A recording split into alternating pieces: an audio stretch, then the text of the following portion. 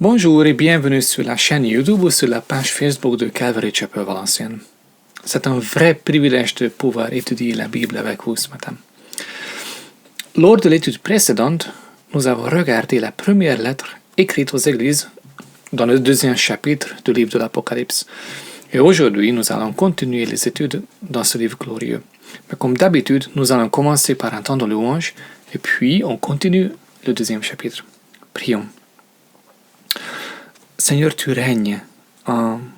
Si nous voulons être honnêtes, nous avons des difficultés à le croire en écoutant les nouvelles, en voyant la méchanceté dans ce monde. Mais ta parole est claire. Tu es le roi des rois, le Seigneur des seigneurs, le Dieu tout-puissant. Merci pour ce livre fantastique qui nous ouvre les yeux à qui tu es aujourd'hui et qui nous donne de l'espérance et du courage.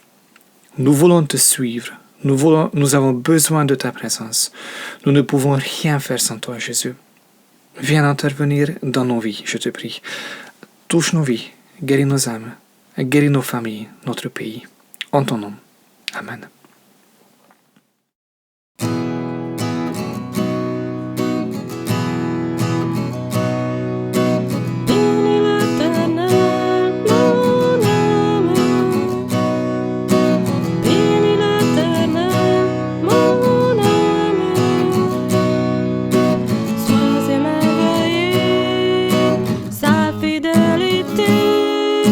Ne dépendra pas de circonstances.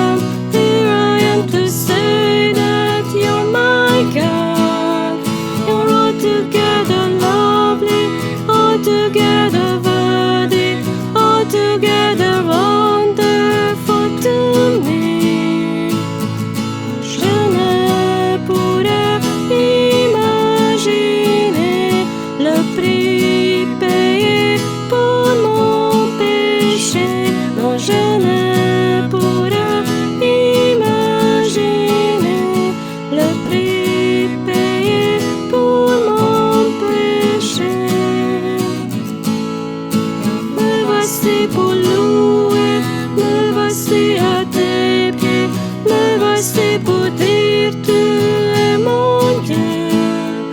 Tout en toi est beauté, tout en toi est grandeur, tout en toi est merveille pour moi.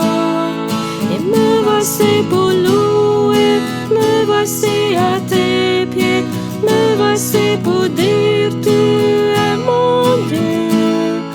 Tout en toi est beauté, tout en toi est grandeur.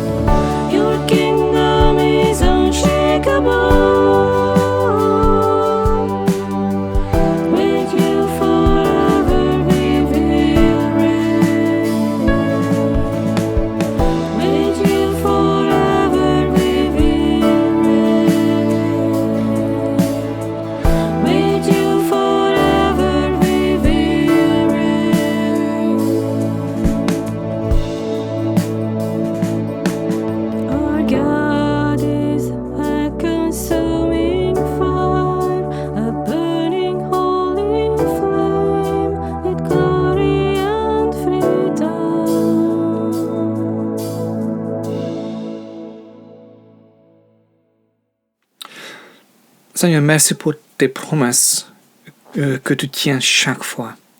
Nous pouvons compter sur toi. Nous trouvons un refuge dans ta présence, Jésus. Merci pour ton amour. Merci pour ton cœur qui désire toujours plus d'intimité avec nous, qui désire nous aider, construire, guider et bénir.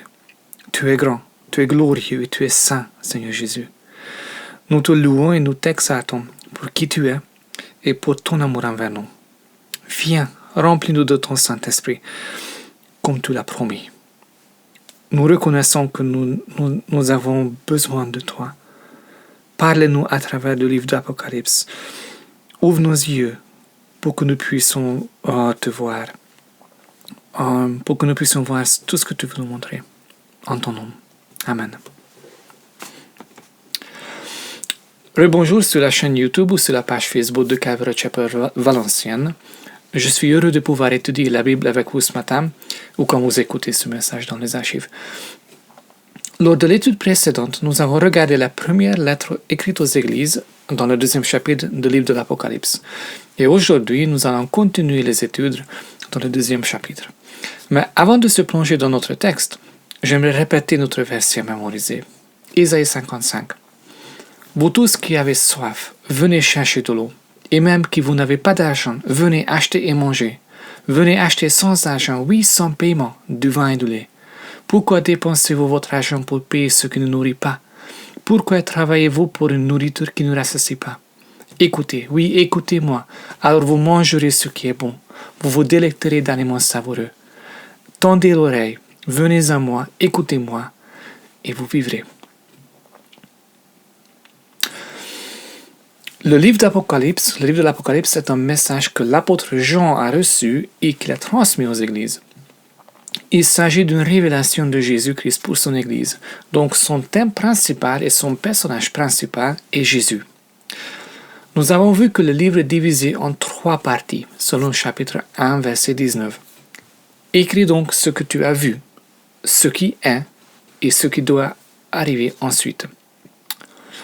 Ce que Jean a vu, c'est-à-dire le chapitre 1, ce qui est, les choses actuelles, le temps présent concernant les 7 églises en Asie, le chapitre 2 et 3, puis ce qui doit arriver ensuite, ce qui va arriver après les 7 églises, les événements de la fin des temps, le chapitre 4 jusqu'à 22. Lors de l'étude précédente, nous avons démarré la deuxième partie, ce qui est, c'est-à-dire la période de l'église. Cette partie est composée de 7 lettres aux 7 églises, à Éphèse, à Smyrne, à Pergame, à Thyatire, à Sardes, à Philadelphie et à Laodicée. Ces 7 lettres partagent une structure similaire. Elles s'adressent à des églises spécifiques. Elles commencent par une introduction de Jésus, suivie par une évaluation de l'état spirituel de l'église, puis Jésus donne un commandement, suivi par une exhortation générale pour tous les chrétiens, et elles sont terminées par une promesse pour ceux qui mettent le commandement en pratique. Nous avons regardé la première lettre, c'est-à-dire la lettre à l'église d'Éphèse. Je vais vite résumer ce que nous avons vu, mais je vous encourage à écouter l'enseignement complet dans les archives si vous ne l'avez pas encore fait. L'église d'Éphèse était une église bénie par l'œuvre de nombreux missionnaires. Paul, Aquilas et Priscille, Timothée et probablement Jean lui-même aussi y ont passé des années. La ville d'église, par contre, était remplie de méchanceté et de pratiques sataniques. Jésus s'adresse donc à une église bénie, installée dans un contexte de beaucoup de méchanceté. Jésus s'est introduit comme celui qui était actif au milieu de son église.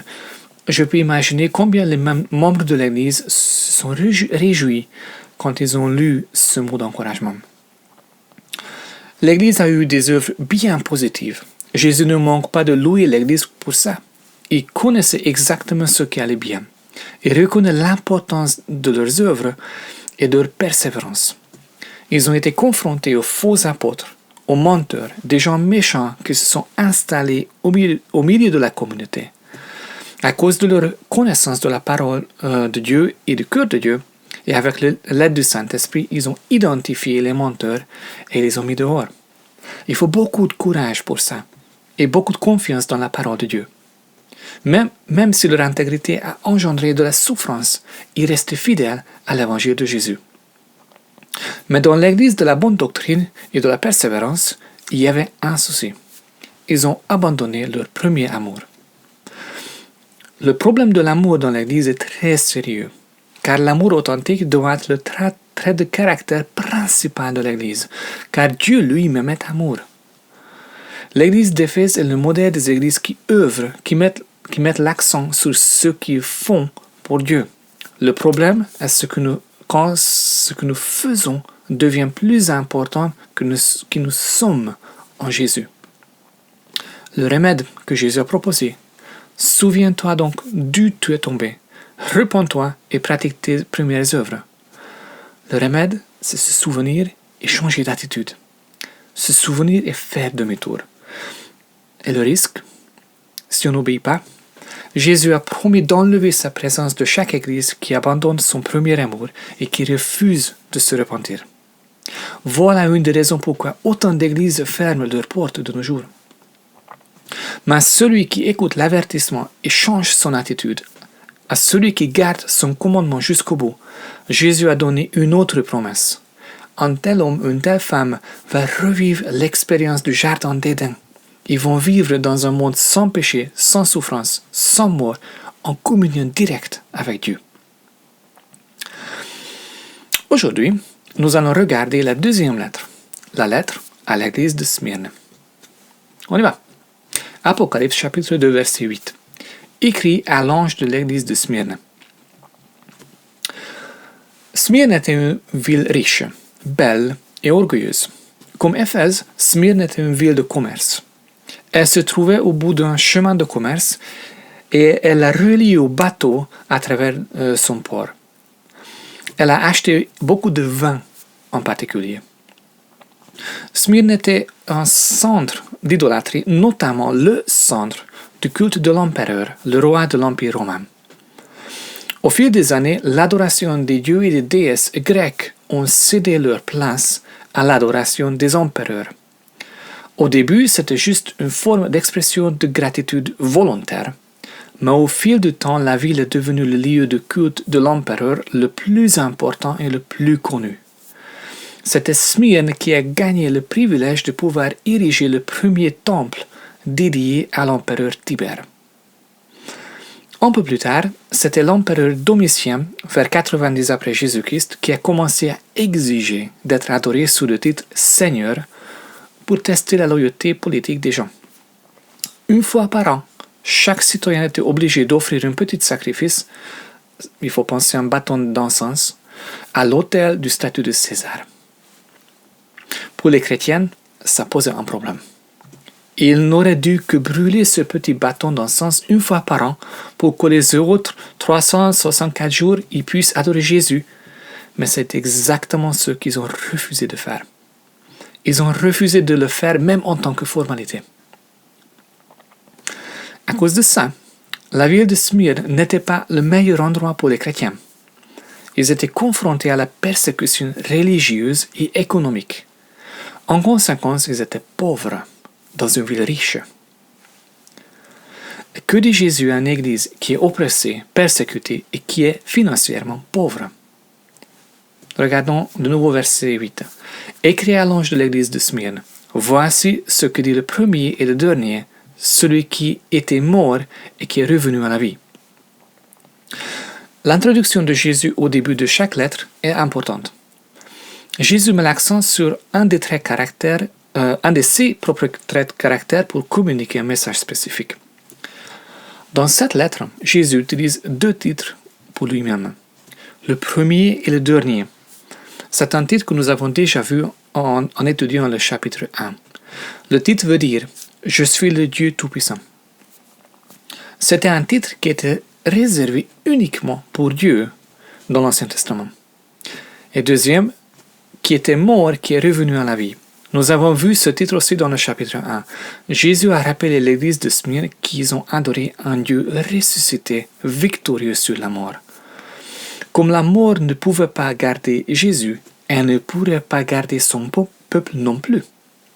L'image de la mort et de la victoire et de la résurrection est fortement présente dans cette lettre.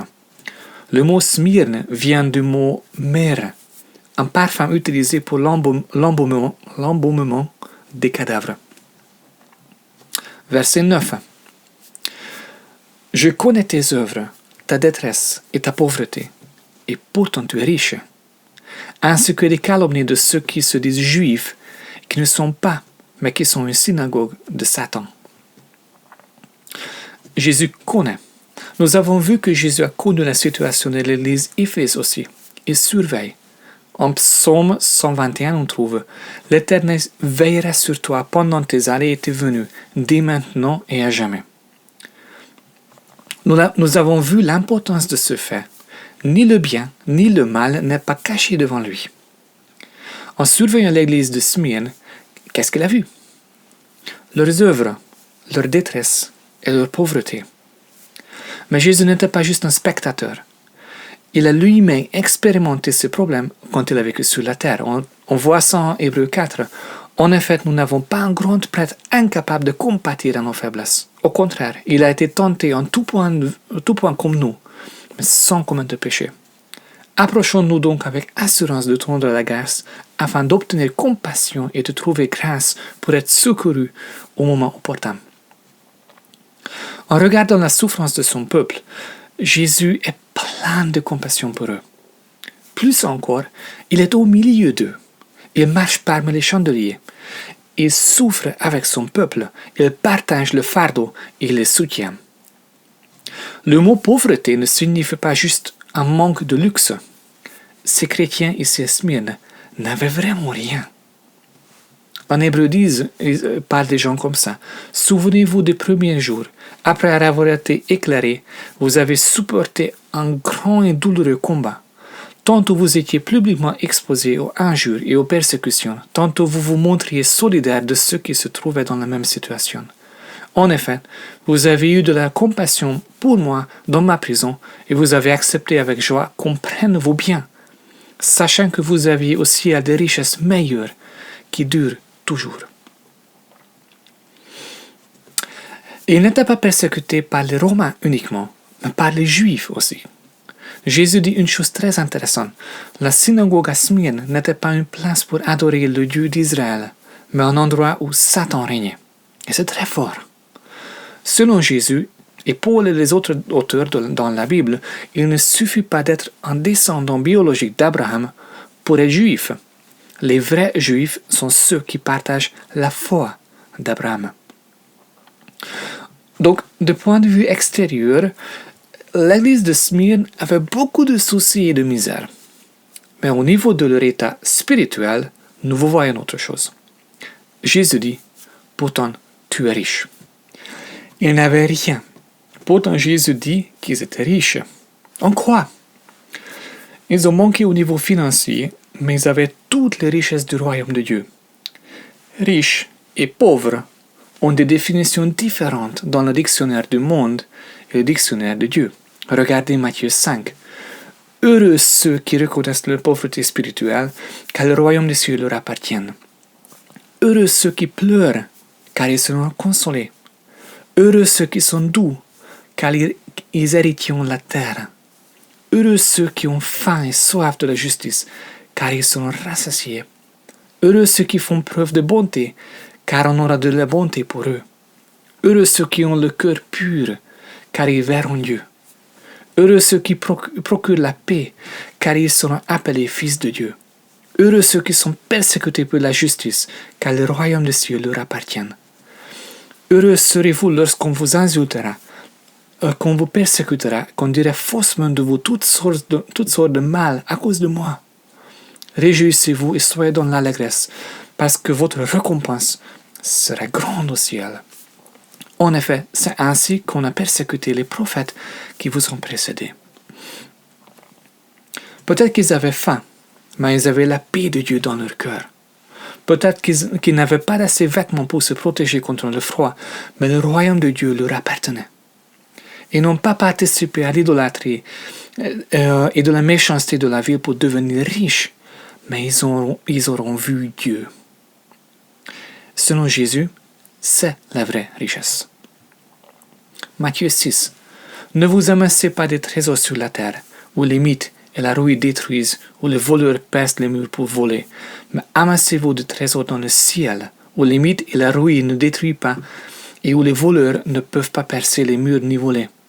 En effet, là où est ton trésor, là sera aussi ton cœur.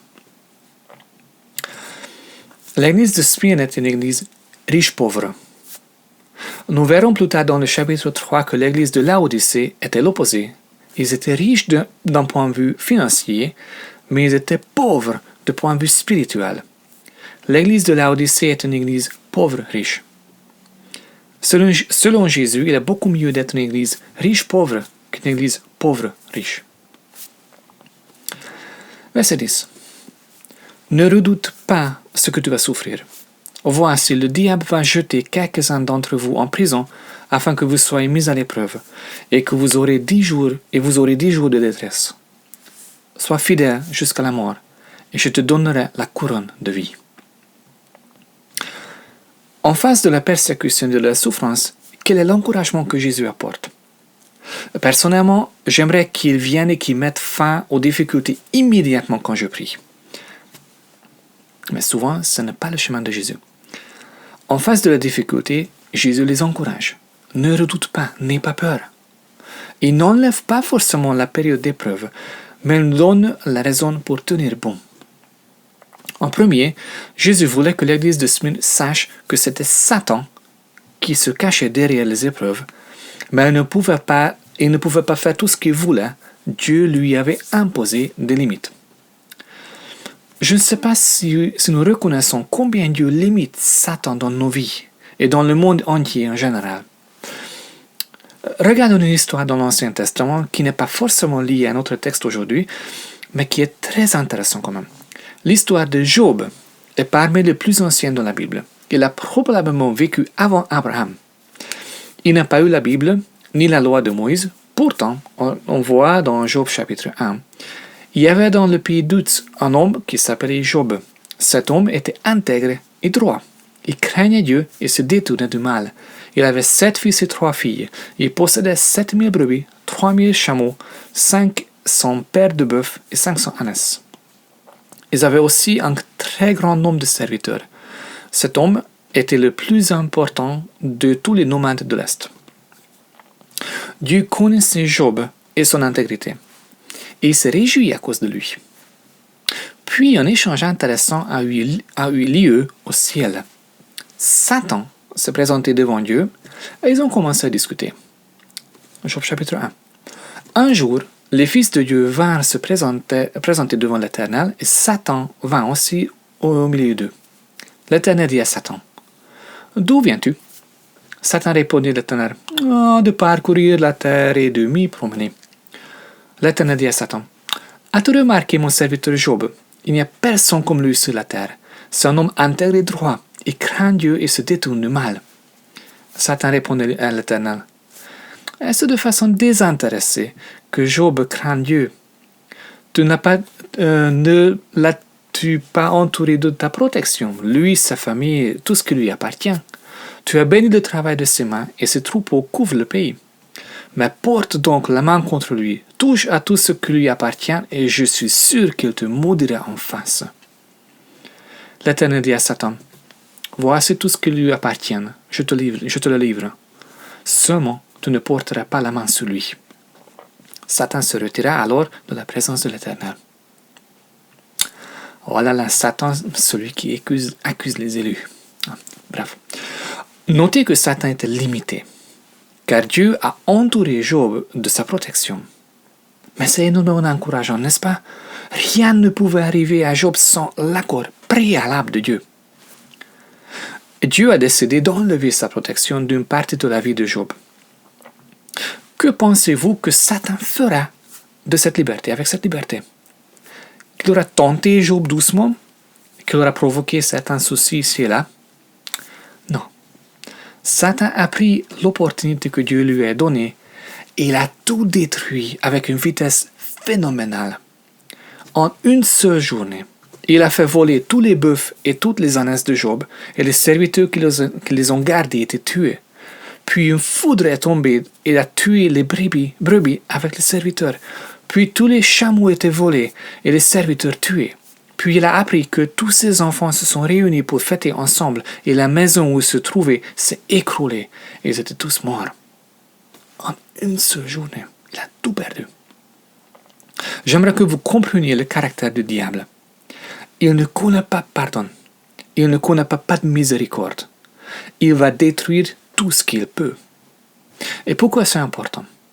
Car il va se présenter comme votre ami.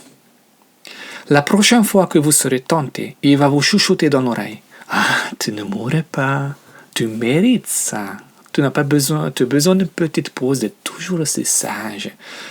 Personne ne te voit. Fais-moi confiance. Vas-y, tu vas te régaler. N'oubliez qu'il n'est pas votre ami. Il n'est pas honnête. Il ne veut pas vous faire du bien. Il veut voler, détruire. Il va toucher tous les domaines de vos vies si vous lui donnez la place. Pour résumer l'histoire de Job, il a tout perdu. Même sa santé un peu plus tard. Il a vécu des mois de misère. Ses amis sont venus le consoler, mais ce n'était pas de la consolation. Ils ont plutôt accusé d'avoir mérité ces épreuves. C'était vraiment difficile pour Job. Mais ce qui est toujours le plus important du point de vue de l'éternité, c'est la fin de l'histoire. Au moment choisi par Dieu, Dieu est intervenu, il a commencé à parler à Job. Après cette discussion, regardez ce que Job dit après avoir rencontré Dieu. Job, chapitre 42. Mon oreille avait entendu parler de toi, mais maintenant mon œil t'a vu. Vous voyez le changement de sa relation avec Dieu. Il a servi un Dieu qu'il ne connaissait pas personnellement. Mais à cause des épreuves, à travers les épreuves, il a rencontré le Dieu qu'il a adoré et sa vie a été changée. Dieu a multiplié ses biens de nouveau. Il y a eu plus d'animaux qu'avant, plus de richesses qu'avant, et il a eu de nouveau des fils et des filles. Et à la fin de l'histoire, en Job 42, Job vécut encore après cela 140 ans. Il vit ses fils et des descendants de ses fils jusqu'à la 4e génération. Puis il mourut, âgé et rassasié de jours. Dieu permet des épreuves dans la vie de ses enfants, y compris des grandes souffrances, comme dans le cas de l'église de Smyrne et de Job. Il permet la difficulté et le mal. Il les transforme en bien. 1 Pierre chapitre 1. C'est ce qui fait votre joie, même si maintenant, puisqu'il faut, vous êtes pour un peu de temps attristés par diverses épreuves. Ainsi, la valeur éprouvée de votre foi, beaucoup plus précieuse que l'or, qui est périssable, qu'on soumet pourtant à l'épreuve de feu, aura pour résultat la louange, la gloire et l'honneur lorsque Jésus-Christ apparaîtra. Vous l'aimez sans l'avoir vu, vous croyez en lui sans le voir encore, et vous vous réjouissez d'une joie indescriptible et glorieuse, parce que vous obtenez le salut de votre âme pour le prix de votre foi. Et même Jésus, regardez Hébreux chapitre 5, pendant sa vie terrestre, le Christ a présenté avec des grands cris, des larmes, des prières et des supplications à celui qui pouvait le sauver de la mort. Il a été exaucé à cause de sa piété. Ainsi, bien qu'il était fils, il a appris l'obéissance par ce qu'il a souffert. Il y a peu de choses qui parlent si fort de la puissance de Dieu que la vie d'une personne qui endure des souffrances avec patience, tout en gardant les yeux fixés sur Jésus. La vie même d'une telle personne témoigne de la grâce et de la force de Dieu. Dieu peut parler aux gens autour de nous quand nous acceptons nos difficultés avec l'attitude de Jésus. Dieu donc permet les difficultés, mais il donne des limites. Vous aurez 10 jours de détresse. Il va nous sauver au moment voulu. Il va nous porter jusque-là. Et quelle est la promesse à ceux qui persévèrent jusqu'à la fin? Sois fidèle jusqu'à la mort et je te donnerai la couronne de vie. Comme la couronne des athlètes qui ont fini la course. Reconnaissance et honneur de la part de Dieu pour ses enfants vainqueurs. Verset 11. Que celui qui a des oreilles écoute ce que l'Esprit dit aux églises. Le vainqueur n'aura pas à souffrir de la seconde mort. L'Esprit parle à l'Église. Il parle à chacun de nous. Es-tu prêt à ouvrir tes oreilles et à accepter ce qu'il veut te dire? Si tu as révélé quelque chose dans ta vie, à travers ces versets par exemple dans la Bible, je te supplie, n'endurcis pas ton cœur. Réponds à son appel. Fais ce qu'il te demande. L'Esprit parle encore aujourd'hui. Mais qui sait si nous serons là demain? Aujourd'hui, nous avons la possibilité d'obéir. Aujourd'hui, nous pouvons écouter et changer notre attitude. Aujourd'hui, nous pouvons nous humilier dans sa présence et déposer nos vies à ses pieds. Le vainqueur n'aura pas à souffrir la seconde mort. La mort porte l'image de la séparation. La mort physique, c'est quand notre âme et notre corps sont séparés. La seconde mort est la séparation éternelle d'une âme de la présence de Dieu. Autrement dit, l'enfer. Celui qui met sa confiance en Jésus peut expérimenter la première mort, mais jamais la seconde. Mais celui qui refuse la grâce de Dieu, celui qui refuse le sang de Jésus, que le sang de Jésus le lave de tous ses péchés, il sera séparé de Dieu et enfermé avec les démons pour toute l'éternité. C'est un sujet que nous allons étudier un peu plus près, vers le chapitre 20 du livre de l'Apocalypse. Nous allons nous arrêter ici ce matin. Le pasteur de l'église de Smyrne, un homme pieux de nom Polycarpe, a servi Dieu pendant plus de 80 ans de sa vie. Quand le culte de l'empereur est devenu obligatoire, il a été condamné à mort avec beaucoup d'autres chrétiens qui ont refusé d'adorer l'empereur. Polycarpe a été brûlé à cause de son allégeance à Jésus. Mais la persécution des chrétiens est toujours présente dans le monde. Selon certaines estimations, plus de chrétiens ont souffert et été mis à mort pour leur foi dans le XXe siècle que pendant tous les siècles précédents confondus. Et bizarrement, la persécution n'empêche pas l'œuvre de l'Église. Au contraire, c'est justement lors des grandes persécutions que l'Église fleurit et grandit le plus.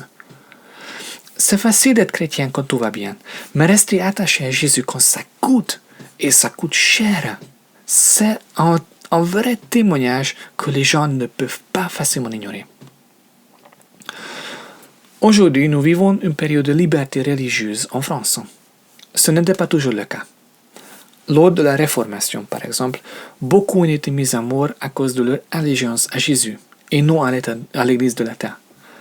Les lois françaises actuelles qui nous garantissent cette liberté sont en train de changer. Je ne sais pas pendant combien de temps encore pouvons-nous confesser notre foi comme nous pouvons le faire aujourd'hui. Mais je sais que l'Église est faible en France et que nous avons besoin de nous réveiller. Ce n'est pas nécessaire d'attendre la persécution pour que l'Église bouge enfin. Aujourd'hui, nous, enfants de Dieu, remplis du Saint-Esprit, nous pouvons déclarer notre allégeance à Jésus. Il n'y a personne d'autre, il n'y a rien d'autre. Aujourd'hui, nous pouvons commencer à prier pour la France, pour nos villes, pour nos familles. Aujourd'hui, nous pouvons nous rapprocher de Dieu et lui laisser la place d'honneur dans nos cœurs. Car nous sommes l'Église de Jésus, le roi des rois, le maître de l'univers. Prions. Seigneur, tu es le premier et tu es le dernier, l'alpha et l'oméga. Tu es celui qui était mort et qui est revenu à la vie. Tu es grand, ton amour et ta grâce surpassent notre intelligence. Pourquoi tu nous as choisis, je ne comprendrai peut-être jamais. Mais nous voici, tes enfants, lavés, purifiés et restaurés. Merci de nous avoir sauvés de nos vies de misère. Mais tu ne nous as pas sauvés juste pour être sauvés. Et tu nous as donné une mission, une responsabilité, un appel, que nous soyons tes témoins jusqu'à l'extrémité de la terre. Seigneur, au fond de nos cœurs, nous désirons marcher avec toi, mais trop souvent il nous manque soit la sagesse, soit le courage. Je prie pour une nouvelle flamme dans nos cœurs. Je prie pour que la première amour brûle de nouveau. Pour que ta présence consomme tout ce qui est moche et qui ne te glorifie pas dans nos vies. Car tu es digne d'être le véritable Seigneur de nos vies. Nous ne sommes rien sans toi, Jésus. mais avec toi, nous sommes plus que vainqueurs. Accomplis ta volonté dans nos vies, dans ma vie. Conduis-nous sur le chemin de l'éternité. En ton nom précieux, Jésus Seigneur. Amen.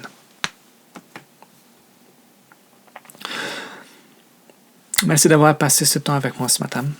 Et si tu as besoin de prière, envoie-nous un message à contact@valencien.cc. On veut vraiment prier pour toi. Bon dimanche, bonne semaine. N'ayez pas peur des épreuves. Juste gardez les yeux fixés sur Jésus. Nous prions pour vous. Que Dieu vous bénisse.